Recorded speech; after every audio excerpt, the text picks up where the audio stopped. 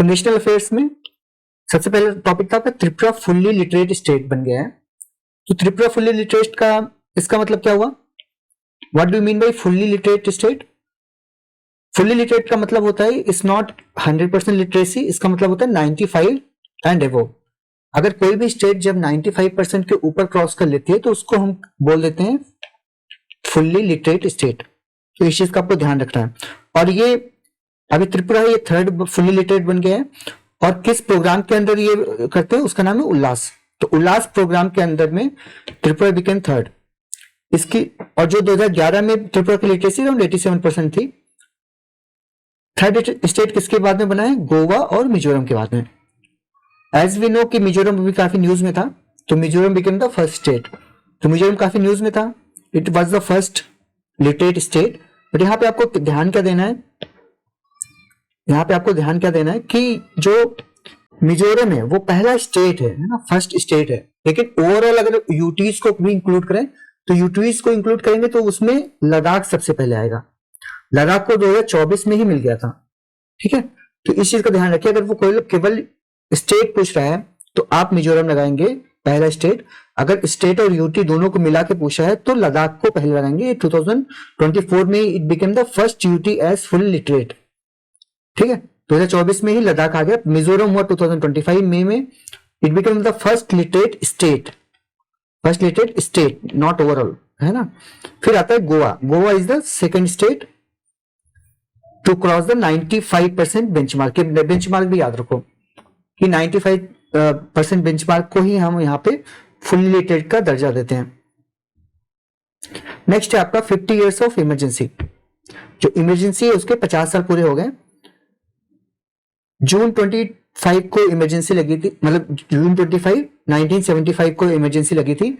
तो उसके 50 साल जून 25 को, आप इसका डेट भी याद कर सकते हैं, जून 25। ठीक है, जून 25 को 50 साल हो गए इमरजेंसी के। किसने लगाया था? इंदिरा गांधी जी ने। राजनारायण केस आपका सुप्रीम कोर्ट केस था, राजनारायण केस। और सुप्रीम कोर्ट का जो वर्डिक्ट था, सुप्रीम कोर्ट का वर्डिक्ट आया था जून 12 को, उसके बाद ही इन्होंने इमरजेंसी लगाया था। अब इमरजेंसी के लिए कौन कौन से आर्टिकल्स होते हैं? आर्टिकल आपका इंपॉर्टेंट आर्टिकल यहाँ पे क्या है? आर्टिकल 352। अब 352 आर्टिकल आपका क्या बोलते हैं? Emergency on the war, external aggression और आर्म रिबेलियन। ठीक है, तो यहाँ पे आर्म रिबेलियन जो है ना वो काफी इंपॉर्टेंट है। पहले इसका था इंटरनल डिस्टर्बेंस, तो उसके ग्राउंड पे ही हमारा जो इमरजेंसी था 1975 का, वो इंटरनल डिस्टर्बेंस के ऊपर लगा था। बाद में क्या हुआ कि 44th अमेंडमेंट ने, यहां देखिए 44th amendment 1978, it change the word internal disturbance to arm rebellion. ठीक है, ये याद रखिए। कौन सा amendment? 44th amendment 1978, to prevent the misuse. तो अब यहाँ पे करंट में आपको ये कंडीशन है वॉर, एक्सटर्नल एग्रेशन और आर्म रिबेलियन। और पीएम जो प्रेसिडेंट है वो अकेले नहीं लगा सकता, प्रेसिडेंट और पीएम के एडवाइस के, और जो काउंसिल ऑफ मिनिस्टर होते हैं उसके बाद में ही लगा सकते हैं। उसके बाद में यहाँ पे तो 2-3 अमेंडमेंट्स हैं। 31st कॉन्स्टिट्यूशनल अमेंडमेंट एक्ट आया। उसमें क्या क्या 31st कॉन्स्टिट्यूशनल अमेंडमेंट एक्ट 1975, इसने president empowered for emergency on this areas. तो प्रेसिडेंट को पावर मिल गई इमरजेंसी लगाने की 31st अमेंडमेंट से। 42nd अमेंडमेंट ने emergency can be regional, it can be regional मतलब पूरा क्या बोलते हैं, पूरी इंडिया होना जरूरी नहीं है। It can be on A small area also, it can be regional in the 42nd amendment. 44th amendment ने क्या बोला? ये वर्ड्स चेंज कर दिया इंटरनल डिस्टर्बेंस को आर्म रिबेलियन में। तो ये क्वेश्चन ऐसे भी बन सकता है कि ये वाला जो चेंजेस आया था किस अमेंडमेंट के थ्रू आया। अब जून 25 को संविधान हत्या दिवस भी कह के मनाते हैं। तो मतलब बेसिकली जो करंट में बीजेपी पार्टी है तो वो कांग्रेस को इस चीज को कॉन्स्टिट्यूशन मतलब कॉन्स्टिट्यूशन का हत्या बताती है। ये इमरजेंसी का जो पूरा एपिसोड था तो उसकी वजह से उन्होंने संविधान हत्या दिवस स्टार्ट किया 25 जून को। नेक्स्ट है आपका ऑपरेशन सिंदूर। ऑपरेशन सिंदूर यहाँ पे बहुत सारी, इस वाले आर्टिकल में बहुत सारी फैक्चुअल चीजें थी, बहुत सारी अननेसेसरी चीजें थी, आपको उतना ध्यान नहीं देना है। खाली खासकर आप कुछ चीजें याद रखिए कि हमको पता है कि डेट याद रखिए May 7, 2025 को हुआ। क्या किया? 9 साइट्स पे अटैक हुआ। ठीक है, 9 साइट पे अटैक हुआ, कहां पे, पीओके और पाकिस्तान पे। क्यों अटैक हुआ, क्योंकि पहलगाम के अटैक के रिटेलिएशन में। पहलगाम अटैक कब हुआ था आपका, अप्रैल 2022-2025, ठीक है। अब यहाँ पे इन्होंने 9 जो टेरर प्लान्स थे इनके नाम भी लिखे हैं, इतना इंपॉर्टेंट नहीं है, बाकी आपका ठीक है। जो इंपॉर्टेंट चीजें यहाँ पे, वैसे यहाँ पे लिखा हुआ है बहावलपुर, मुद्रिके, सियालकोट, बहावलपुर, मुद्रिके, सियालकोट, बरनाला, सांबरियल एयर स्ट्रिप, मुजफ्फराबाद, मरादपुर, शाहिद कोटी एंड कोटली फॉरेस्ट कैंप। तो ये नाम उतने इंपॉर्टेंट नहीं है, खाली ये याद रखिए 9 साइट्स पे अटैक हुआ था, डेट याद रखिए। और फिर briefed by Rajiv Ghai, DGMO, high precision weapons used, ये चीज इंपॉर्टेंट है यहाँ पे, है ना, हाई प्रिसीजन वेपन्स यूज्ड। इसमें आप याद रखिए कौन से वेपन्स यूज होते हैं, स्कैल्प मिसाइल, और इसको बोलते हैं स्टॉर्म शैडो। तो स्कैल्प मिसाइल, ये स्टॉर्म शैडो, ये किसने बनाया है, एमबीडीए ने बनाया है। ये मोर देन 500 किलोमीटर की रेंज है इसकी, राफेल से लॉन्च कर सकते हैं इसको। मेन खास बात है यहाँ पे, it is a bunker buster, ठीक है, बंकर को बस्ट करने के लिए ये वाली मिसाइल हम यूज करते हैं, तो ये बंकर बस्टर है। नेक्स्ट है आपका हैमर बम, ये सैफ्रॉन ने बनाया है। सैफ्रॉन ये कंपनी का नाम है, ये कंपनी एमबीडीए कंपनी है ना, तो कंपनी भी पूछ सकते हैं, ये भी सारी फ्रांस की हैं दोनों। जो हैमर बम है 50 to 70 किलोमीटर की रेंज है इसकी। Modular strike on the mobile और हार्डन साइट्स। एक होता है लॉइटरिंग म्यूनिशन, ठीक है। ये क्या होता है, ये बेसिकली छोटे छोटे से वो होते हैं, छोटे छोटे से कई सारे लॉइटरिंग वो होते हैं, मतलब अटैक्स होते हैं। इससे क्या होता है कि आपका डिस्ट्रैक्शन क्रिएट करने के लिए, या फिर आपका जो अपोजिशन है या जो एनिमी है उसका क्या बोलते हैं, उसके एम्यूनिशंस को खत्म करने के लिए ये सारे अटैक्स होते हैं ये वाले। तो इसलिए आपका आता है नागशस्त्र, ब्रह्मोस, ओके, नागशस्त्र कंबाइन सर्विलेंस। और उसके बाद में एक मेन इंपॉर्टेंट था आपका, ब्रह्मोस का भी अटैक किया गया था। BrahMos around 290 kilometre, Mach speed 2.8 to 3। फिर आपका आता है S-400, जो आपका S-400 क्या था, आपका एयर डिफेंस सिस्टम था, किसका बनाया हुआ, रशियन एयर डिफेंस से। तो ये S-400 आप याद रखें, दिस इज वेरी इंपॉर्टेंट। बाकी सिविल डिफेंस ड्रिल हुई थी मई 7 को। अब यहाँ पे past army operations against Pakistan, ये जो पास्ट आर्मी ऑपरेशन है ये भी कई बार इंपॉर्टेंट हो जाते हैं। कैक्टस लिली 1971 में हुआ था, कैक्टस लिली 1971 बांग्लादेश वार के लिए। ट्राइडेंट भी 1971 में हुआ था, navy hit the Karachi harbour. Python भी 1971 में हुआ था। ऑयल टैंक मेघदूत हुआ था 1984 में, सियाचिन ग्लेशियर पे अटैक करने के लिए, उसमें कब्जा करने के लिए मेघदूत हुआ था 1984 में। अगला है आपका विजय, ऑपरेशन विजय, कारगिल के लिए यूज हुआ था। ऑपरेशन बंदर 2019 में, बालाकोट स्ट्राइक आफ्टर पुलवामा। तो ये जो इंपॉर्टेंट क्या बोलते हैं कि मिलिट्री ऑपरेशंस हैं अगेंस्ट पाकिस्तान, ये भी आप याद रखिए, इनका भी मैच द फॉलोइंग या कुछ आ सकता है क्वेश्चन। आपका इवैक्यूएशन वाले जो ऑपरेशंस, अभी इवैक्यूएशन में मतलब इंडियंस को बाहर से, वहां से इवैक्यूएट करके वापस इंडिया लेके आए। तो उसमें मेन क्या इंपॉर्टेंट क्या है, संकट मोचन हुआ था साउथ सूडान के लिए, इंसानियत हुआ था बांग्लादेश रिफ्यूजीज के लिए, 2018 में मदद केरला फ्लड्स, समुद्र सेतु कोविड के टाइम पे, देवी शक्ति अफगानिस्तान में, और दोस्त हुआ था टर्की और सीरिया के अर्थक्वेक के टाइम पे, ऑपरेशन दोस्त। तो इन ऑपरेशंस के नाम भी ये इंपॉर्टेंट एरिया है। Water treaty, Indus water treaty again very important, क्योंकि यहाँ पे न्यूज में थी। तो साल याद रखिए 1960। तो इसमें इंपॉर्टेंट चीज क्या है, ये ब्रोकर्ड बाय वर्ल्ड बैंक। इसमें क्या क्या, इंडस, झेलम और चिनाब ये आपके पाकिस्तान के लिए है, रावी, ब्यास, सतलज आपके इंडिया के लिए है। तो ये जो 6 रिवर्स है इनका डिवीजन हो गया, इंडस, झेलम और चिनाब पाकिस्तान की तरफ, रावी, ब्यास और सतलज इंडिया की तरफ। लिमिटेड इंडियन इज अलाउड, ठीक है। ये खास बात इसकी क्या थी यहाँ पे, it was the first ever suspension. इससे पहले कई बार वॉर हुआ, कई बार इश्यूज हुए, लेकिन कभी भी ये सस्पेंड नहीं हुआ था। ये फर्स्ट टाइम है ऐसा कि आपका इंडस वाटर ट्रीटी सस्पेंड हो गई, ठीक है। तो ये चीज भी याद रखिए, फर्स्ट हो गया तो। और इन सब इस इंडस वाटर ट्रीटी को प्रोटेक्ट कौन सा करता है?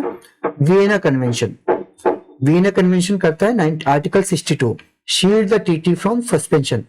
अगर आप सस्पेंड कर रहे हैं तो आप आर्टिकल 62 ऑफ वियना कन्वेंशन को वायलेट कर रहे हैं। नेक्स्ट है आपका वफ अमेंडमेंट एक्ट।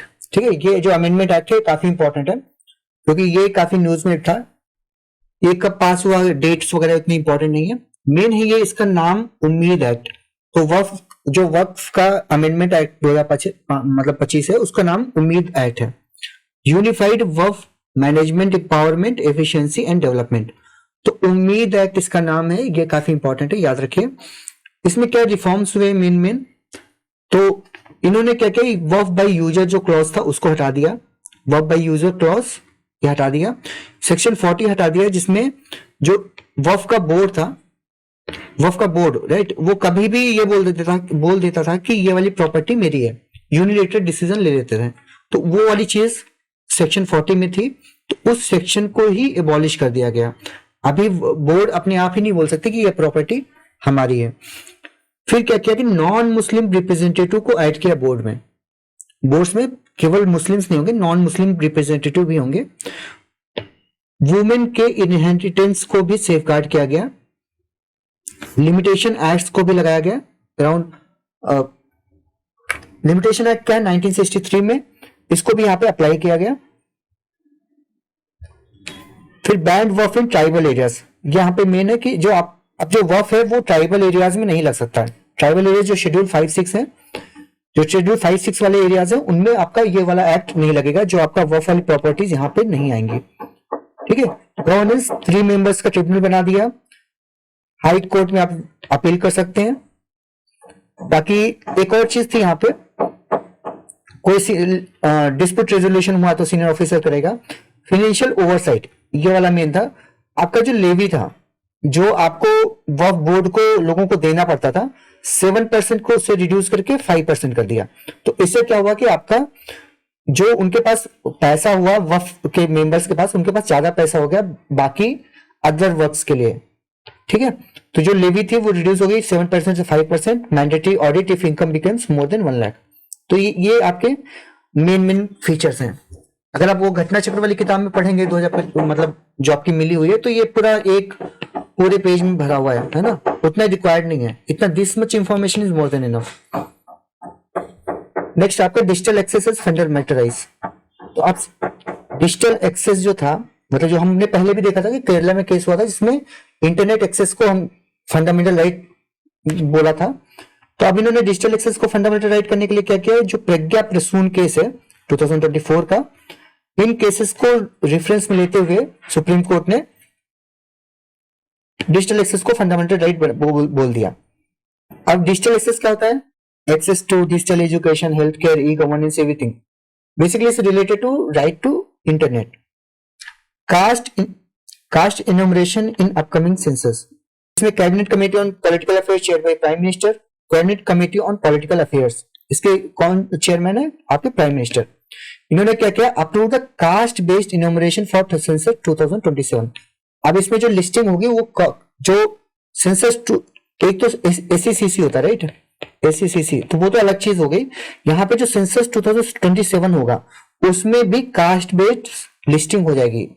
ठीक है, so this is feature of census 2027। तो अब यहाँ पे कास्ट सेंसस की बात करें तो लास्ट कास्ट सेंसस 1931 में हुआ था, जो आपका एससीसी बोलते हैं ना। तो यहाँ पे जो लास्ट कास्ट सेंसस था 1931, उसके बाद में 41 में डेटा कलेक्ट किया गया लेकिन पब्लिश नहीं हुआ। 51 में केवल SC/ST का डेटा कलेक्ट हुआ था, ओबीसी का डेटा नहीं लिया था। एससीसी 2011 आया, उसमें डेटा हुआ लेकिन वो भी अनयूटिलाइज हो गया, उसको भी गवर्नमेंट ने रिलीज नहीं किया। फिर अभी क्या है कि नया अभी क्या है, नया सेंसस आने वाला 2027 में। तो उन्होंने इसको 2 फेजेस में कंडक्ट करेंगे सेंसस 2027 को। फेज 1 आपका 2026 इसमें आएगा और फेज 2 आपका 2027 में आएगा। तो रेफरेंस डेट क्या है यहाँ पे? रेफरेंस डेट यहाँ पे देखिए कि 2 डेट्स हैं, जो सेंसस की 2 डेट्स हैं यहाँ पे। एक है आपका October 1 अक्टूबर 1 2026 और दूसरा है 31 मार्च 2027। तो 2027 31 March this is the main date actually. तो ये आपकी मेन डेट है जो ओवरऑल इंडिया के लिए एप्लीकेबल होती है। फिर क्या हुआ कि ये आपके मार्च 1 आते हैं और फिर एक एडिशनल डेट उन्होंने दी अक्टूबर 1 2026 केवल लद्दाख, जम्मू कश्मीर और हिमाचल और उत्तराखंड के लिए। तो ये यहाँ पे ये थोड़ा डिफरेंट इन डेट्स क्यों है, मतलब बाकी के लिए मार्च 1 है और यहाँ पे इन्होंने अक्टूबर 1 दिया। ऐसे दो डेट्स क्यों दिए, इसकी जगह पे एक ही डेट दे सकते हैं। तो ये डिफरेंस इन डेट्स इसलिए है क्योंकि ये जो लद्दाख, जम्मू कश्मीर, हिमाचल, उत्तराखंड है, ये हिली एरिया है। तो इनमें क्या होता है, विंटर्स में काफी स्नोफॉल हो जाता है। विंटर्स में क्या होता है, काफी स्नोफॉल होता है, तो उससे आपका लॉजिस्टिक्स, वहां पे आना जाना सब कुछ काफी मुश्किल हो जाता है। तो उन्होंने क्या कि विंटर से पहले ही हम यहाँ पे सेंसस करवा लेंगे, डेटा कलेक्शन। तो उन्होंने विंटर्स आपका अक्टूबर से पहले यहाँ पे डेटा कलेक्ट हो जाएगा आपके हिली एरियाज में, लद्दाख, जम्मू कश्मीर, हिमाचल और उत्तराखंड में। बाकी के लिए आपका मार्च 1 2027। अगला है आपका UNESCO's memory of world register. तो यूनेस्को का जो मेमोरी ऑफ वर्ल्ड रजिस्टर है, इसमें दो चीजें ऐड की गई हैं, भागवत गीता और नाट्य शास्त्र मैन्युस्क्रिप्ट्स, इन दोनों को ऐड किया गया है यूनेस्को के मेमोरी ऑफ वर्ल्ड रजिस्टर में। अब इसके साथ में इसमें क्या हो गया, 570 एंट्रीज हो गई। केवल 2025 में अगर देखेंगे तो 74 नहीं हो गई। ठीक है, 74 नहीं हो गई, उससे टोटल कितनी हिस्ट्रीज हो गई, 570। अब गीता और न्याय शास्त्र ये काफी इंपॉर्टेंट हो जाते हैं क्योंकि इससे ये जो दोनों ऐड किए गए हैं। अब गीता के बारे में देखें तो गीता में, भागवत गीता, उसमें क्या है, अराउंड 700 डायलॉग्स हैं आपके। मेन इंपॉर्टेंट कितने परवाज हैं, कितने खंड हैं, तो उसमें 18 परवाज, इनको परवाज बोलते हैं, जो अध्याय बोलो या फिर पर्व बोलो। तो कितने पर्व हैं, 18 पर्व है ना। तो पर्व मतलब एक एक उनको डिवाइड कर रखा है एक एक टाइम पीरियड के हिसाब से। अब 18 पर्व में जो गीता है वो कहां पे आता है, तो उसका जो 6th पर्व है उसका नाम है भीष्म पर्व। उस भीष्म पर्व में आपका गीता उसका पार्ट है। तो ये चीज अब ऐसे याद रखिए कि यहाँ पे 18 पर्व हैं और 18 पर्व में भी जो 6th वाला है भीष्म पर्व, उसके अंदर भी गीता है।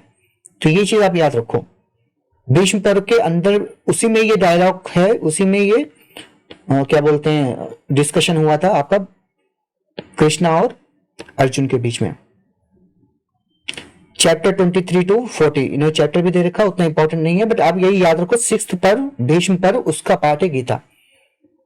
आउट ऑफ 18 6th पर्व।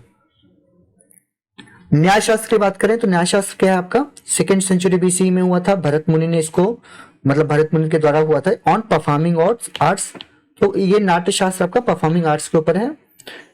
Preserved at Bhandarkar oriental research institute, जो भंडारकर ओरिएंटल रिसर्च इंस्टीट्यूट है वहां पे ये इसकी मैन्युस्क्रिप्ट जो है प्रिजर्व है।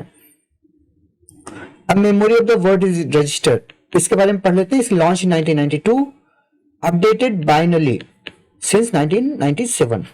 ठीक है, इंडिया की टोटल एंट्री कितनी हो गई, 14। इन दोनों के साथ में मिला के टोटल 14 हो गई। इसमें और भी चीजें क्या क्या इंक्लूडेड है, डच ईस्ट इंडिया के रिकॉर्ड 2003 में इंक्लूड हुए थे, ऋग्वेदा 2007 में इंक्लूड हुआ, अभिनव गुप्ता के जो काम है वो भी 2023 में, और नाम समिट इसके भी जो आर्काइव्स हैं वो भी 2023 में ऐड हुए थे। तो ये थोड़ा डिफरेंट लग रहे हैं, डच नाम, अभिनव गुप्ता वर्क, लेकिन फिर भी आप याद रखिए अगर ऑप्शन में आता है तो एलिमिनेट करने में इजी रहेगा। नेक्स्ट आपका दिल्ली असेंबली इलेक्शन 2025। तो इसके बारे में भी पूरा एक पेज लिखा हुआ था, उतना इंपॉर्टेंट नहीं है, खासकर इतना पॉलिटिकल क्वेश्चन वहां से आएंगे नहीं। BJP won majority first time. ठीक है, रेखा गुप्ता बिकेम सीएम, ये आप याद रखिए, दिल्ली की नई सीएम रेखा गुप्ता। प्रवेश Verma became deputy CM. Next आपका गवर्नर और स्टेट, इनके बीच में जो कॉन्फ्लिक्ट होता है गवर्नर वर्सेस स्टेट, उसके बारे में सुप्रीम कोर्ट का वर्डिक्ट आया। तो सुप्रीम कोर्ट के वर्डिक्ट ने बोला कि इनडेफिनेटली डिले देने जो है अलाउड नहीं है। तो उन्होंने बोला, सुप्रीम कोर्ट ने बोला कि गवर्नर को भी एक टाइम लिमिट के अंदर में हाँ या ना कुछ करके देना है। एक होता है आपका पॉकेट वीटो। पॉकेट वीटो क्या होता है? पॉकेट वीटो होता है कि आप जो है मतलब गवर्नर या प्रेसिडेंट जो होता है वो किसी भी एक्ट बिल को अपने पास रख सकता है इनफाइनाइट टाइम के लिए। तो पॉकेट मतलब पॉकेट में रख लिया और मतलब किसी से उसका रिप्लाई भी नहीं दिया, कुछ नहीं दिया, ऐसा करके होल्ड कर दिया। तो सुप्रीम कोर्ट ने बोला कि constitution does not allow an absolute or pocket veto by governor. Governor को लगता था उनके पास पॉकेट वीटो है कि वो होल्ड कर लेंगे कोई भी बिल आया।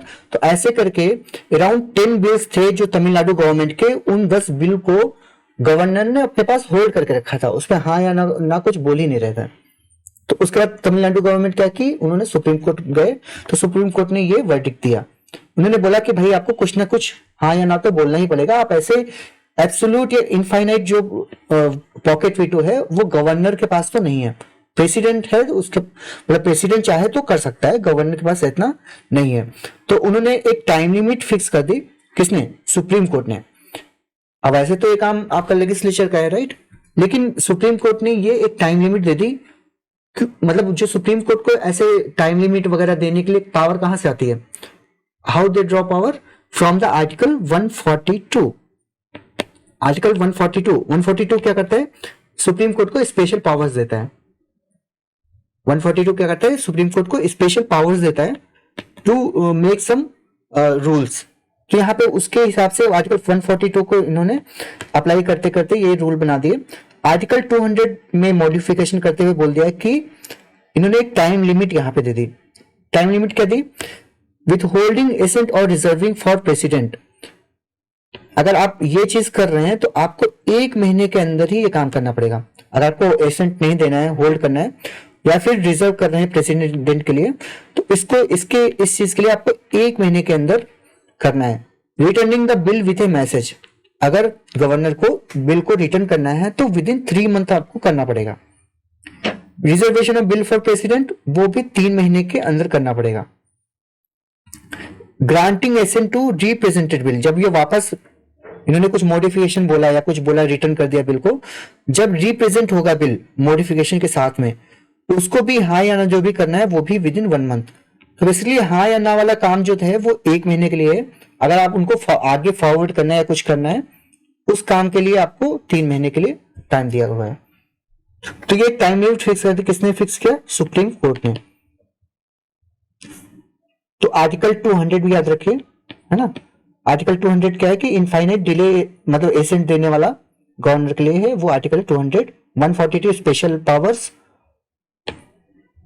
नेक्स्ट है आपका महाकुंभ, है ना। महाकुंभ के बारे में भी काफी बड़ा सा पेज दिया हुआ है यहाँ पे, और महाकुंभ ने काफी वेरियस वेज में पढ़ा भी है और ये इंपॉर्टेंट भी है। अब प्रीलिम्स में कैसे आ सकता है, मेंस में तो हमने काफी डिफरेंट वे में पढ़ा था। आप यहाँ पे थोड़ा फैक्चुअल चीजें याद रखिए। तो कब से स्टार्ट हुआ था ये? जनवरी 13 से स्टार्ट हुआ था ना। जो मकर संक्रांति कब होती है? 14 को, राइट। मकर संक्रांति 14 को थी, तो उसके एक दिन पहले स्टार्ट हुआ था। पौष, उसको बोलते हैं पौष पूर्णिमा। पौष पूर्णिमा से पहले स्टार्ट हुआ था, ठीक है। तो जनवरी 13 को स्टार्ट हुआ था, पौष पूर्णिमा के पहले। और कब तक चला था? फरवरी 26, 2025 तक। तो 26 फरवरी को क्या था? महाशिवरात्रि। तो यहां तक उसके बीच में चला था। तो ये टाइम पीरियड भी याद रखिए। प्रयागराज में त्रिवेणी के संगम के किनारे जो महाकुंभ है, इसका रेफरेंस कहां मिलता है? समुद्र मंथन। जो समुद्र मंथन हुआ था उसमें क्या किया कि इन्होंने समुद्र मंथन और महाकुंभ आपको पता है, राइट। समुद्र मंथन में क्या हुआ था कि आपका कलश आया था। कौन सा?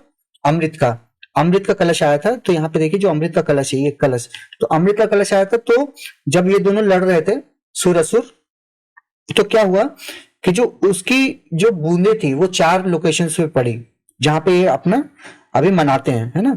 जो 4 लोकेशन है, प्रयागराज, हरिद्वार, नासिक और उज्जैन। तो जो मतलब अमृत की बूंदे इन 4 जगह पे पड़ी, तो इन्होंने मतलब उसकी वजह से ये काफी सेक्रेट प्लेसेस हो गए और यहीं पे महाकुंभ होता है।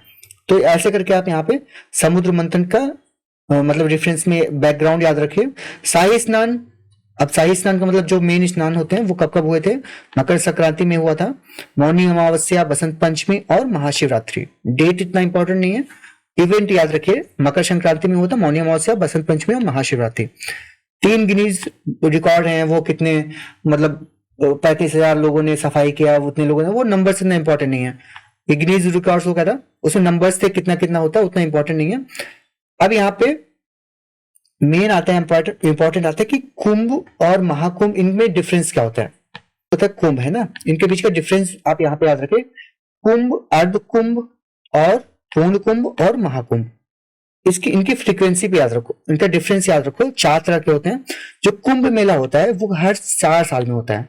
जो कुंभ मेला होता है 4 साल में होता है। और वो जो ये 4 साइट्स हैं, हरिद्वार, प्रयागराज, हरिद्वार, नासिक, उज्जैन, इन चारों में रोटेट होते होते होता है, उसको बोलते हैं कुंभ मेला। कुंभ मेला मतलब 4 साल। अर्ध कुंभ 6 साल हरिद्वार और प्रयागराज में होता है। पूर्ण कुंभ 12 साल।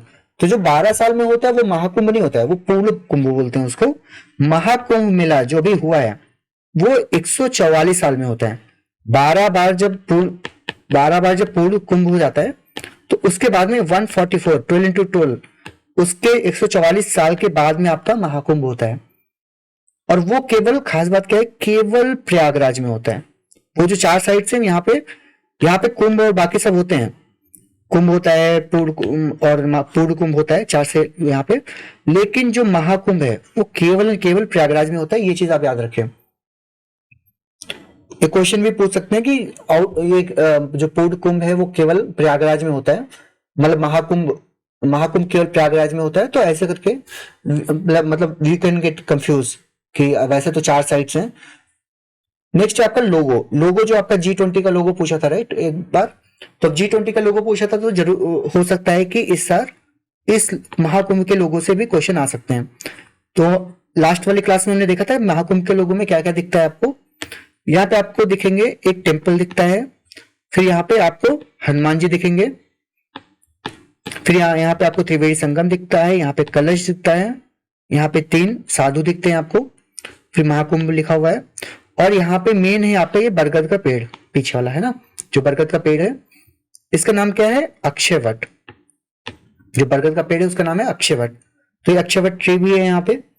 तो अमृत कलश, अक्षयवट, हनुमान, शेर टेम्पल, ये सब आपके लोगों में मेंशन है, तो इसको भी थोड़ा याद रखिएगा। खास क्या इवेंट हुए, बुद्धिस्ट महाकुंभ यात्रा स्टार्ट हुई, कुंभवाणी, कुंभ मंगल ध्वनि। बजट था अराउंड 6382 करोड़। और यूपी ये आपका 2025 में बजट 6000 करोड़, 6.3 ऐसे याद रखें, 6000 करोड़ के आसपास का था। और बजट यूपी बजट एस्टिमेट था 2500 करोड़। इससे पहले कुंभ हुआ था 2009 में, 2019 में। अब इसके बारे में एक बैकग्राउंड इंफॉर्मेशन है जो इंपॉर्टेंट है। जो बैकग्राउंड इंफॉर्मेशन ये है कि 2017 में it became the part of UNESCO representative list in the intangible culture. Intangible है ना, इंटेंजिबल कल्चर की लिस्ट होती है यूनेस्को की, उसमें किस साल में आया था, 2017 में। ये वाली इंफॉर्मेशन घटना चक्र में नहीं है। नेक्स्ट आपको 5 न्यू क्लासिकल लैंग्वेजेस। तो क्लासिकल लैंग्वेजेस नई 5 कौन कौन सी हैं, मराठी, पाली, प्राकृत, असमीज और बंगाली। ठीक है, तो इसको आप कैसे शॉर्टकट में याद रख सकते हैं, MPPAB। ठीक है, तो इसका आप कोई शॉर्टकट बना सकते हैं। तो उसके करके आप याद है मराठी, पाली, प्राकृतिक, असमीज और Bengali. Linguistic committee, linguistic experts committee, ये किन के अंडर में आती है, ये साहित्य एकेडमी के अंडर में आती है, जिन्होंने ये क्राइटेरिया रिवाइज किया थोड़ा सा। अब क्राइटेरिया में मेन चीजें क्या होती है, क्लासिकल लैंग्वेज के लिए क्राइटेरिया क्या होती है, हाई एंटिक्विटी, अराउंड 1000 साल से पहले का आपका रिकॉर्डेड हिस्ट्री होना चाहिए, कल्चरल हेरिटेज होना चाहिए, ये वैल्यूड अक्रॉस जनरेशन, जो एंशियंट लिटरेचर होना चाहिए जो जनरेशंस के थ्रू में वैल्यूड होता है। फिर आपका ओरिजिनल ट्रेडिशन होना चाहिए, मतलब बोरोड नहीं होना चाहिए, it should have some original tradition. तो ये आपकी 3 कंडीशंस हो जाती हैं यहाँ पे, हाई एंटिक्विटी, कल्चरल हेरिटेज और ओरिजिन ट्रेडिशन। बैकग्राउंड में 2004 से स्टार्ट हुआ था ये काम। तमिल सबसे पहले इंक्लूड की गई थी, it was the first language 2004 में। तो ये याद रखें, तमिल वाज द फर्स्ट 2004 में। उसके बाद आई संस्कृत। संस्कृत सेकेंड लैंग्वेज थी, ना कि फर्स्ट। ठीक है, तो तमिल 2004, संस्कृत 2005, तेलुगु कन्नड़ा 2008, मलयालम 13 और उड़िया वाज द लास्ट 2014। अभी ये आ गई 5 और, तो टोटल कितनी हो गई? Total languages is now 11। याद रखिए, टोटल 11 लैंग्वेजेस, 11 लैंग्वेजेस, जिसमें से ये सारी लैंग्वेजेस इंपॉर्टेंट है। क्लियर? COP 29 ये कहां पे होता है? बाकू समिट नवंबर 2024 में। बाकू कहां पे है? अजरबैजान। अब यहाँ पे खास बात क्या थी वो याद रखिए, new collective quantified goal around 300 billions पर ईयर बाय 2035। ये आपका ये आपका टारगेट है यहाँ पे कि 300 बिलियन पर ईयर का डॉलर है बाय 2035। ये आपका न्यू कलेक्टिव क्वांटिफाइड गोल, ये कहां पे है? Baku summit COP 29। जो पेरिस एग्रीमेंट आर्टिकल 6 रूल था, इसको भी फाइनलाइज किया गया। Methane from organic waste declaration, ये चीज भी की गई। तो मीथेन फ्रॉम ऑर्गेनिक वेस्ट, इसमें इंडिया इज नॉट इंक्लूडेड, तो ये आपका इंपॉर्टेंट रखिए कि इसमें इंडिया इंक्लूड नहीं है। Baku Harmoniya climate initiative for farmer, ठीक है, ये भी यहां पे लॉन्च किया गया COP 29 में। और इसमें COP 29 में FAO भी इंक्लूडेड है, Baku Harmoniya climate initiative for farmers, इसका नाम याद रखिए। अभी बाकू हारमोनिया मतलब व्हाट इज हारमोनिया? प्लेस का नाम है या बजाने वाला हारमोनिया है? एक होता है ना हारमोनिया बजाने वाला, तो हारमोनिया का मतलब यहाँ पे ये है कि हारमोनी जो होता है ना, हारमोनी उस वाले वर्ड से बनाया गया। क्लाइमेट को हारमोनी में होता है, तो Harmoniya climate initiative for farmers. Next है आपका national health account NHA estimates 2020-21, ये भी लॉन्च हुए थे। अब इसमें मेन क्या है आपका? गवर्नमेंट, ठीक है, इसमें पूरा फैक्चुअल डेटा टाइप का है, आप थोड़ा सा याद रखिए। यहाँ पे गवर्नमेंट हेल्थ एक्सपेंडिचर जो है आपका वो इंक्रीज हुआ 1.13 to 1.14% ऑफ GDP। तो जो गवर्नमेंट का हेल्थ एक्सपेंडिचर है वो इंक्रीज हुआ है, तो इसका ट्रेंड याद रखिए, 1.13 से 1.84 हो गया परसेंटेज ऑफ GDP। जो जनरल गवर्नमेंट एक्सपेंडिचर है वो 6.2% हो गया, पहले अराउंड 4% था, तो 4 से 6% हो गया जनरल गवर्नमेंट एक्सपेंडिचर। और इसमें खास बात क्या है कि जो आउट ऑफ पॉकेट एक्सपेंडिचर था, आउट ऑफ पॉकेट एक्सपेंडिचर क्या होता है? जो लोग मतलब जो पेशेंट अपनी पॉकेट से देते हैं, वो रिड्यूस हुआ यहाँ पे। और total health expenditure it's around 3.3% of GDP। तो ये वाला भी यहाँ पे डेटा याद कर सकते हैं। तो जो टोटल हेल्थ एक्सपेंडिचर है अराउंड 3.7% ऑफ GDP, बाकी आपका हेल्थ एक्सपेंडिचर ओवरऑल इंक्रीज हुआ है। लेडी जस्टिस स्टैचू का रीडिजाइन हुआ यहाँ पे, जो हमने लास्ट टाइम देखा था। तो ये रीडिजाइन क्या हुआ यहाँ पे? इफ यू सी, तीन मेजर चेंजेस हुए यहाँ पे। पहले तो यहाँ पे ब्लाइंड फोल्ड था, है ना, कि जो लॉ है वो सबके लिए इक्वल है, तो ये ब्लाइंड फोल्डेड था यहाँ पे। तो यहाँ पे अभी नया चेंज क्या हुआ कि eyes are open, blindfold is removed, है ना। तो यहाँ पे था कि लॉ सबके लिए बराबर है। इन्होंने बोला कि अब आंखें खुली हैं तो मतलब अंधा कानून नहीं है, कानून सब कुछ देखता है। तो कानून अंधा नहीं है, कानून सब कुछ देखता है, तो इसलिए इन्होंने आंखें खोल दी इसके। नेक्स्ट है आपका जो बैलेंस है वो रिटेन किया गया है सेम वे में। फिर यहाँ पे जो स्वॉर्ड थी, दूसरे हाथ में तलवार थी, तलवार को उन्होंने कॉन्स्टिट्यूशन से रिप्लेस कर दिया। पहले तलवार जो है वो पावर का सिग्निफाई करता था, अभी यहाँ पे कॉन्स्टिट्यूशन भी पावर को दिखाता है कि अभी जो लोगों के पास डेमोक्रेसी में पावर है वो कहां से आती है? कॉन्स्टिट्यूशन से आती है, तलवार से नहीं आती। तो ये चेंज हो गए। थर्ड चेंज आपका यहाँ पे है, जो पहले इनका जो क्या बोलते हैं परिधान है, या मतलब जो इनका ड्रेस है, तो जो इनकी ड्रेस है वो वेस्टर्न टाइप की थी, तो वो ड्रेस भी इन्होंने रिप्लेस करके इन्होंने साड़ी कर दिया, जो हमारे इंडियन कल्चर के अकॉर्डिंग है। तो इनका ड्रेस चेंज हो गया, हाथ में ये हो गया, आंखें खुल गई। And these are the 3 main changes. Next आपका प्रधानमंत्री जनजातीय उन्नत ग्राम अभियान। अभी तक समझ में आ रहा है आपको? साथ ही चल रहे हैं, राइट? थोड़ा स्पीड अप करें या फिर स्पीड इज ओके? नेक्स्ट आपका प्रधानमंत्री जनजातीय ग्राम अभियान। ये प्रधानमंत्री जनजातीय उन्नत ग्राम अभियान, जो उन्नत ग्राम अभियान जो है वो कब लॉन्च किया गया? बजट 24-25 में। इसका मतलब अपलिफ्ट है socio economic status of tribal. बाकी जो डिटेल्स है उतनी इंपॉर्टेंट नहीं है यहाँ पे। खास इसमें क्या है? खास है इसमें रिनेम्ड धरती आबा जनजातीय ग्राम उत्कर्ष अभियान 2024 में। जो पहले पीएम जुगा था, इसका नाम पहले पीएम जुगा था, मतलब शॉर्ट में इसको धरती आबा जनजातीय ग्राम उत्कर्ष अभियान ये नाम रख दिया गया इसका। और इसमें पूरा ट्राइबल वेलफेयर के इन सब के बारे में बात होती है। तो ये नया नाम भी याद रखिए। साल याद रखिए कब आया था? 2024-25 के बजट में ये लॉन्च हुई थी ये scheme. PM Svanidhi scheme and praise award, तो ये कब हुआ था? PM Svanidhi scheme. Praise award main है, प्रेज अवार्ड किसके लिए? लोन परफॉर्मेंस के लिए। तो लोन परफॉर्मेंस में लार्ज स्टेट में Madhya Pradesh is the first किस लिए? For high loan disbursement and recovery. तो जो लोन देते हैं और रिकवरी करते हैं उसमें Madhya Pradesh is the first. तो बेसिकली आप ये याद रखिए praise award is for loan performance, ठीक है। बाकी MP was the first one. इन्होंने और भी चीज ऐड की, इन्होंने मेगा सिटीज में म्युनिसिपल यूएलबी भी याद किया है ना। यूएलबी मतलब कि आपका जो म्युनिसिपैलिटीज होती हैं अर्बन बॉडीज की, उनको भी इंक्लूड किया है स्वनिधि से समृद्धि में। तो इसमें आपका इंपॉर्टेंट है क्योंकि यहाँ पे वाराणसी यूपी के आते हैं। तो जो मेगा सिटीज में यूपी की म्युनिसिपल कॉर्पोरेशन को फर्स्ट रैंक मिली है। Varanasi municipal corporation first for extended social benefits. तो ये मेगा सिटीज में आ गया। मेजर सिटीज में झांसी को मिला है, झांसी म्युनिसिपल कॉर्पोरेशन को for saturation coverage of vendors. तो झांसी और Varanasi this two are the important in the ULB. अब ये कहां पे? पूरे इंडिया में है ना। पूरी India, it's not about only UP. तो पूरी इंडिया में वाराणसी को पहला स्थान मिला है और झांसी को मेजर सिटीज में मिला है। नेक्स्ट है आपका लोकसभा इलेक्शन।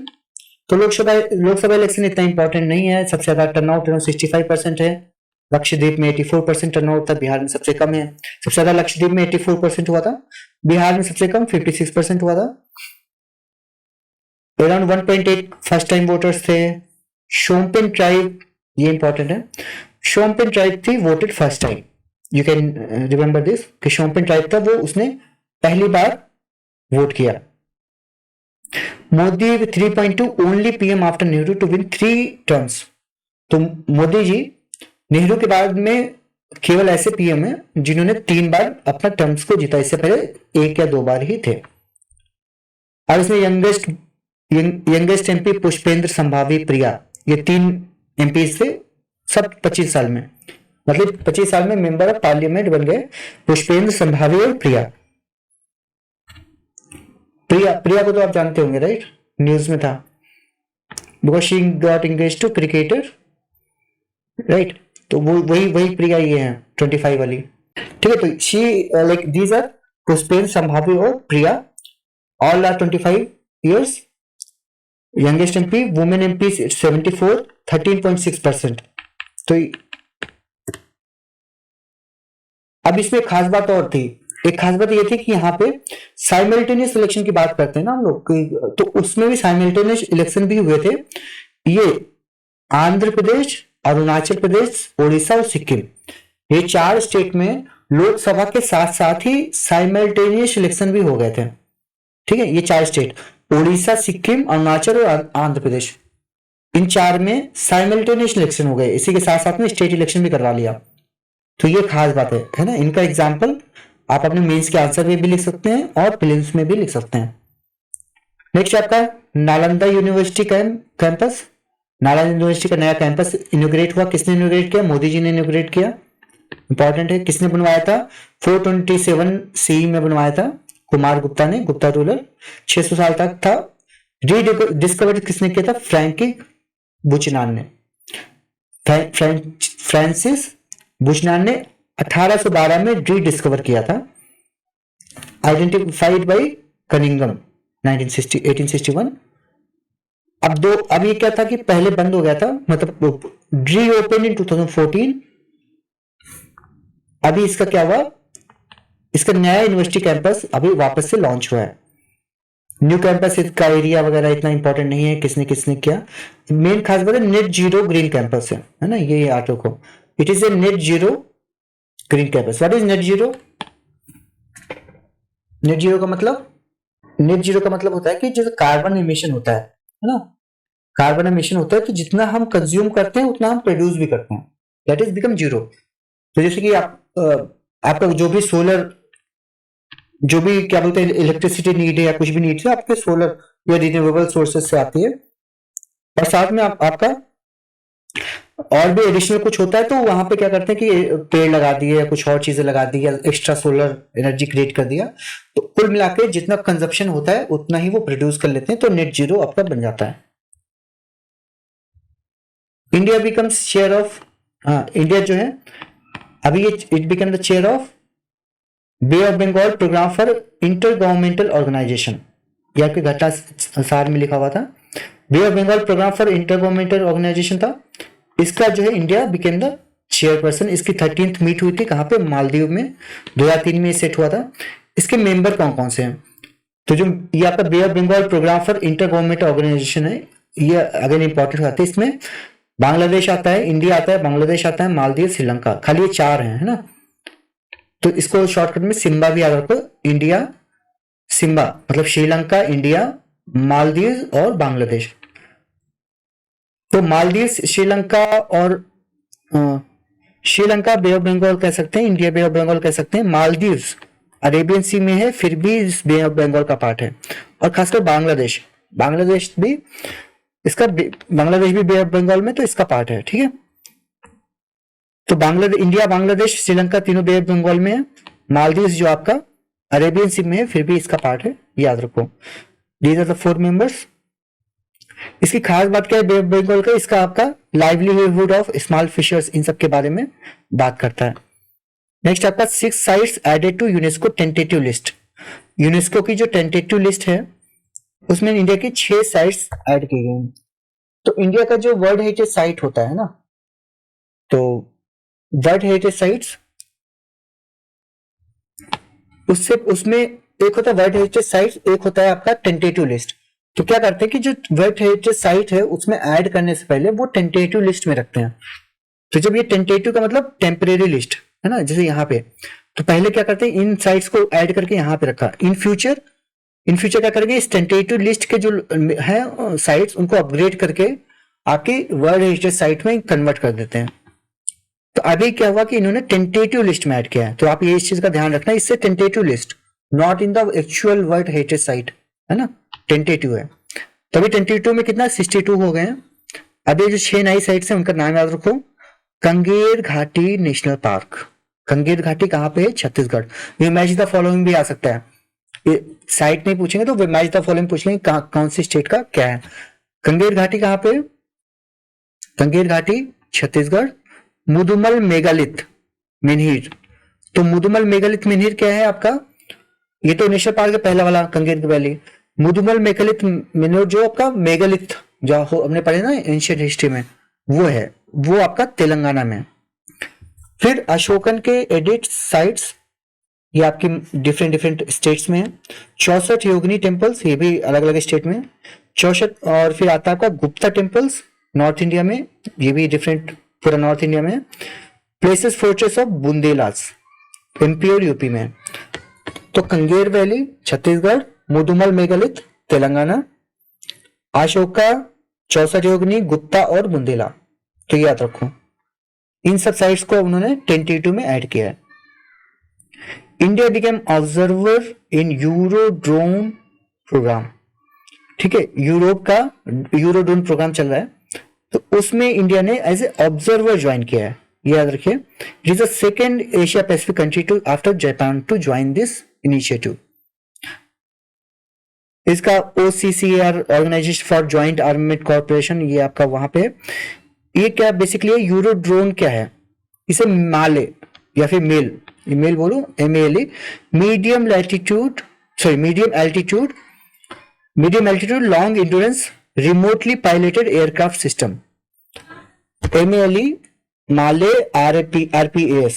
तो ये मीडियम एल्टीट्यूड लॉन्ग इंड्योरेंस वाले हैं रिमोटली पायलटेड एयरक्राफ्ट सिस्टम, मतलब आपके ड्रोन्स हैं बेसिकली, जो आप क्या होते हैं, खासकर ये ड्रोन्स है स्पेशली, ये क्या है, मीडियम एल्टीट्यूड, मतलब आपके जो बहुत नीचे नीचे नहीं होते, नॉर्मल हमारे ड्रोन्स होते हैं वो काफी नीचे रहते हैं, इनका एल्टीट्यूड काफी हाई होता है, ये काफी हायर है थोड़ा, तो इसको मीडियम एल्टीट्यूड बोलते हैं। लॉन्ग इंड्योरेंस मतलब काफी लंबे टाइम तक ये चल सकते हैं, ऐसे ड्रोन सिस्टम डेवलप करता है यूरोड्रोन में, इंडिया बिकेम द पार्ट। ये 2016 में स्टार्ट हुआ था, इसमें जर्मनी, फ्रांस, इटली, स्पेन, इन सबके कोर मेंबर्स हैं। अब नेक्स्ट आता है आपका इंपॉर्टेंट यहाँ पे, state public universities report by NITI Aayog. State public university की जो रिपोर्ट आई है वो सुमन बेरी का नाम याद रखो, कौन है, वाइस चेयरमैन नीति आयोग के, इन्होंने इस रिपोर्ट को लॉन्च किया है। इसमें इश्यूज वगैरह लिखे हुए हैं कि जी जो ग्रास इनरोलमेंट रेट है वगैरह ओनली 6.62 वर्सेस अब जो एनईपी जो जीईआर का टारगेट है एक्चुअल वैल्यू वो 0.062% है, जबकि जो एनईपी न्यू एजुकेशन पॉलिसी वो टारगेट करती है 7 करोड़ इनरोलमेंट बाई 2035। तो ये दिखाता है गैप्स दिखाता है बेसिकली, है ना। टॉप इन्वेस्टर का नाम है देखो, महाराष्ट्र बिहार, ये दो जो महाराष्ट्र और बिहार यहाँ पे टॉप इन्वेस्टर्स हैं। यूनिवर्सिटी डेंसिटी ये इंपॉर्टेंट है, इस इज 0.08, हाईएस्ट सिक्किम में है। यूनिवर्सिटी डेंसिटी एक मतलब किलोमीटर वाइज कितना ज्यादा है, तो 0.08 एक स्क्वायर किलोमीटर में कितने यूनिवर्सिटीज हैं, 0.08, हाईएस्ट कहां पे, सिक्किम में। तो इसके साथ आपका नेशनल का जो काफी सारे पेजेस थे वो यहाँ पे कवर हो जाते हैं। एक्चुअल में आप घटना चक्र में देखेंगे तो बहुत सारे पेजेस में कवर किया गया बड़ा बड़ा, बट दिस इज द उतने जितना हमने पढ़ा है ना, this is more than enough, बाकी सब वहां का फालतू का कचरा है, राइट। नेक्स्ट इसी में आगे आता है आपका national schemes and government initiatives. Schemes की बात करें तो विकसित संकल्प, पहला ये यहाँ पे ये स्पेशली नई नई स्कीम्स हैं।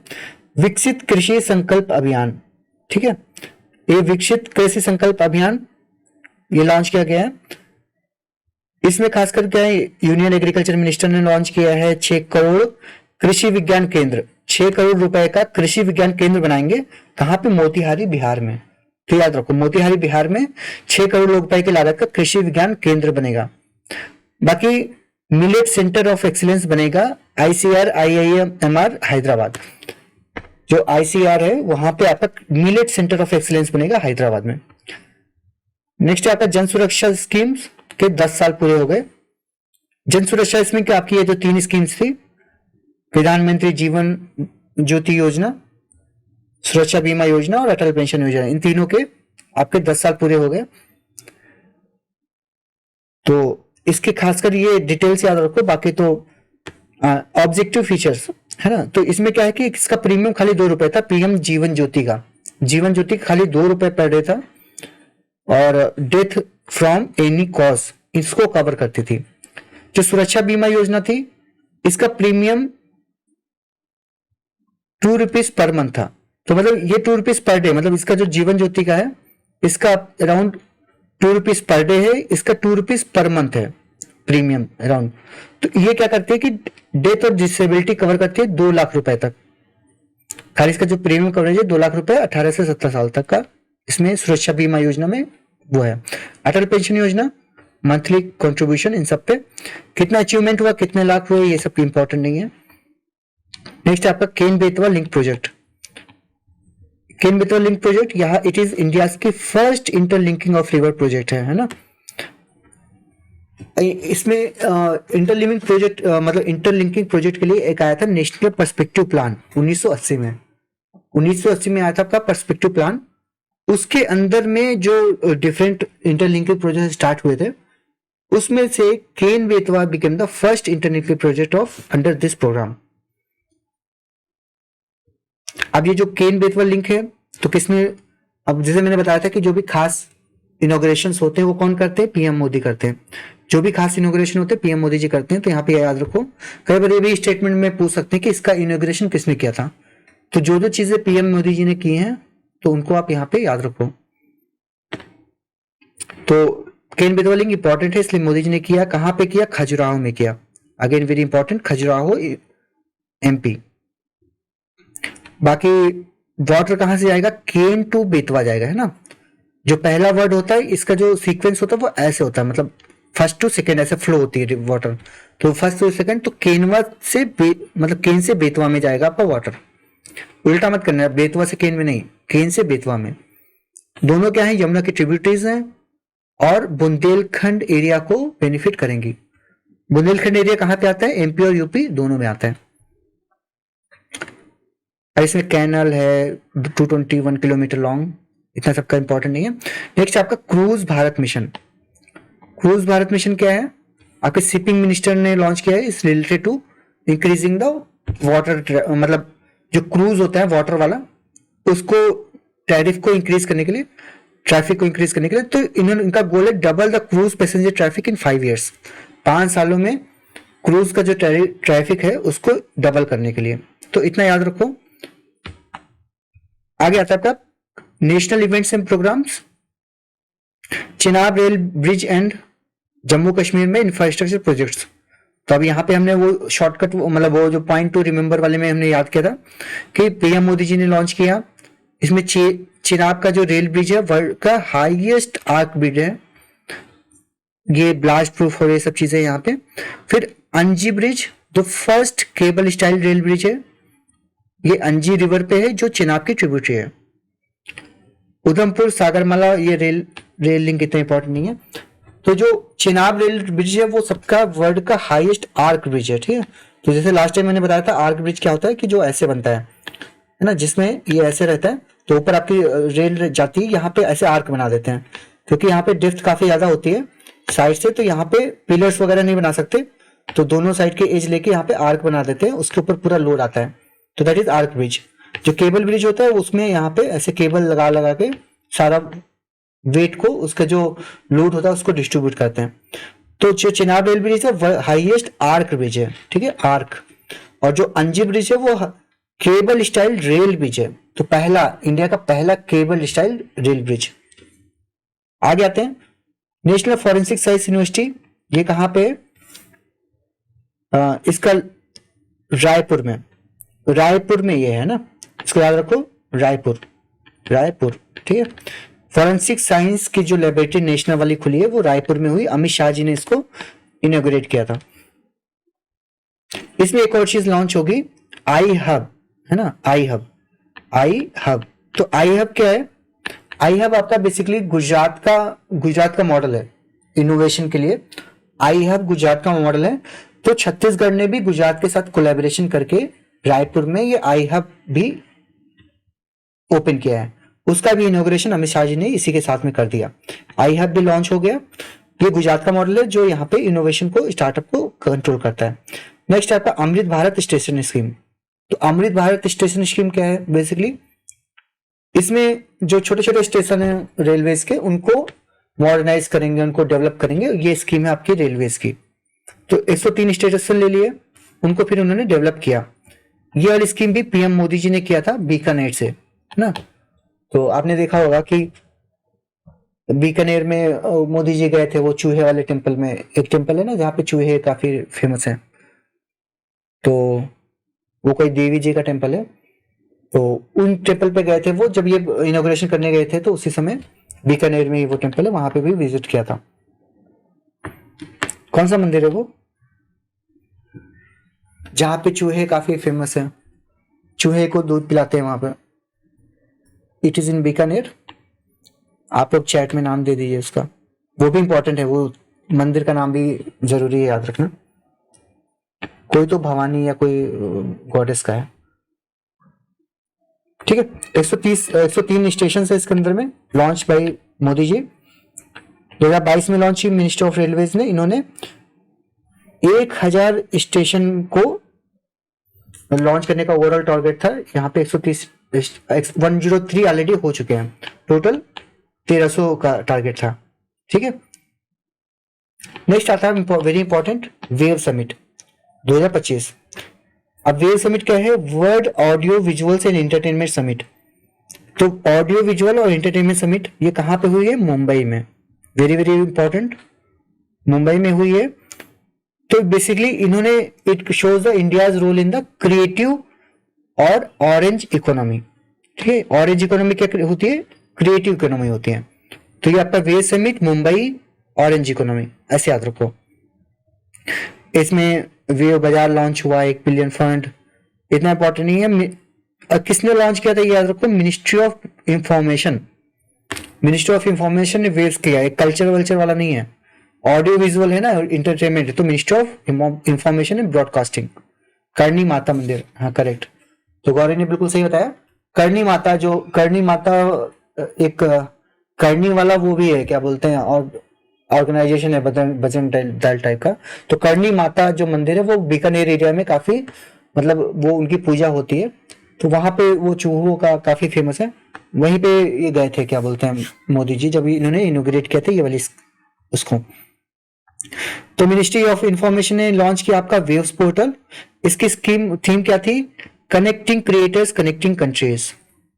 क्रिएटर्स मतलब इनोवेशन के बारे में बात करें तो क्रिएशन करेंगे, क्रिएट करेंगे, मतलब connecting the creators, connecting countries, sorry, connecting creators, connecting countries, मतलब जो क्रिएटर्स हैं उनको कनेक्ट करेंगे, कंट्रीज हैं उनको कनेक्ट करेंगे। ऑरेंज इकोनॉमिक क्या है? आईपीएन, क्रिएटिविटी लेड सेक्टर से आर्ट, मीडिया, फ्यूजन और फैशन, सॉफ्टवेयर, ये सब चीजें हैं। ये टर्म किसने दिया है? इनका नाम भी याद रख सकते हो, फ्लिपी और इवान ड्राइक। फ्लिपी बिट्रोगो और इवान ड्रूप, इतना याद नहीं तो फ्लिपी इवान ऐसे याद रखो। तो बहुत डिफिकल्ट नाम होते हैं ना, तो आप यहाँ पे एक एक भी याद रख सकते हैं। तो फ्लिपी याद रखो, यहाँ पे इवान याद रखो। तो एफआई, फॉरेन इन्वेस्टमेंट होता है ना, एफआई, तो फ्लिपी इवान ऐसे इन्होंने ऑरेंज इकोनॉमी का टर्म दिया यहाँ पे। नेक्स्ट आपका zero measles rubella elimination campaign. तो जीरो मिसल्स रूबेला एलिमिनेशन कब जेपी नड्डा जी ने किया था? World immunisation week. तो वर्ल्ड इम्यूनाइजेशन वीक इंपॉर्टेंट है, अप्रैल 24 से 30 के बीच में हुआ। इन्होंने क्या किया कि टारगेट किया 2026 तक इसको एलिमिनेट कर देंगे। अब जो हमारा इम्यूनाइजेशन प्रोग्राम इंद्रधनुष वगैरह चलता है उसमें आपकी मीसल्स रूबेला की 2 डोजेस दी जाती हैं, एक 9 से 12 महीने में, एक 24 से 26 महीने में, 16 से 24 महीने में। गोल है कि मोर देन 95% वैक्सीनेशन होना चाहिए हर डिस्ट्रिक्ट में। India won the MR champion award, ये इंपॉर्टेंट है यहाँ पे। मीसल्स रूबेला के लिए आपको इंडिया को अवार्ड मिला है। काशी तमिल संगमम 3, थर्ड वर्जन इसका लॉन्च हुआ है, ये भी इंपॉर्टेंट है यहाँ पे। ये कौन ऑर्गेनाइज करता है? मिनिस्ट्री ऑफ एजुकेशन ऑर्गेनाइज करता है, बेसिकली तमिलनाडु और यूपी के बॉन्डिंग को बढ़ाने के लिए। अब इन्होंने क्या किया, इसको जो फरवरी में लॉन्च किया तो इन्होंने महाकुंभ के साथ भी क्लब कर दिया इसको। इनकी जो मेन थीम थी आपकी Agastyar, contribution of sage Agastyar in culture and intellectual. तो ऋषि जो अगस्त ऋषि थे उनके कॉन्ट्रीब्यूशंस को दिखाने के लिए यहाँ पे ये, मतलब यहाँ पे दिखा रहा था। अब जो अगस्त ऋषि है इनका काफी इंपॉर्टेंट हो जाता है, ये इनकी थीम है, मतलब एक भारत श्रेष्ठ भारत का जो एक भारत श्रेष्ठ भारत का पार्ट है। अब ये थर्ड वर्जन तो पहले कब लॉन्च हुआ था? 2022 में लॉन्च हुआ था, 2023 में लॉन्च हुआ था और फिर 2025 में, तो 24 में नहीं हुआ था, दिसंबर में होता था, लेकिन मतलब उसके हिसाब से दिसंबर 2024 में होना चाहिए था, उसके बाद उन्होंने शिफ्ट करके 2025 के फरवरी में कर लिया। तो 22, 23, 24 3 साल से समझ लो लगातार हो रहा है, 24 नहीं हुआ, 25 में हुआ। अब अगस्त ऋषि इसके क्या बोलते हैं थीम थे मेन। तो अब अगस्त ऋषि के बारे में इंपॉर्टेंट रहता है। अगस्त ऋषि की वाइफ थी लोपामुद्रा। जो लोपामुद्रा हमको पता है ना, वो वेदास में जिन्होंने अपने वो लिखे थे श्लोका वगैरह, तो वो उनकी मतलब उनके हस्बैंड का नाम था अगस्त ऋषि। ये सिद्धा मेडिसिन के फादर, इनको बोलते हैं फादर ऑफ सिद्धा मेडिसिन। तो फादर ऑफ सिद्धा medicine August Rishi Lopamudra, and he is one of the 7 सप्त ऋषि थे ना, जो 7 ऋषि, तो उसमें से एक सप्त ऋषि में भी एक है अगस्त ऋषि। ठीक है। जो शैविज्म होता है, शैविज्म जो ट्रेडिशन होता है उसमें भी one of the Tamil Siddhar हैं। एज पर रामायण रामायण के हिसाब से ये दंडक वन में रहते थे। दंडक वन कहाँ था? गोदावरी के किनारे। तो गोदावरी के किनारे दंडक वन था, वहीं पे ये रहते थे। क्लियर?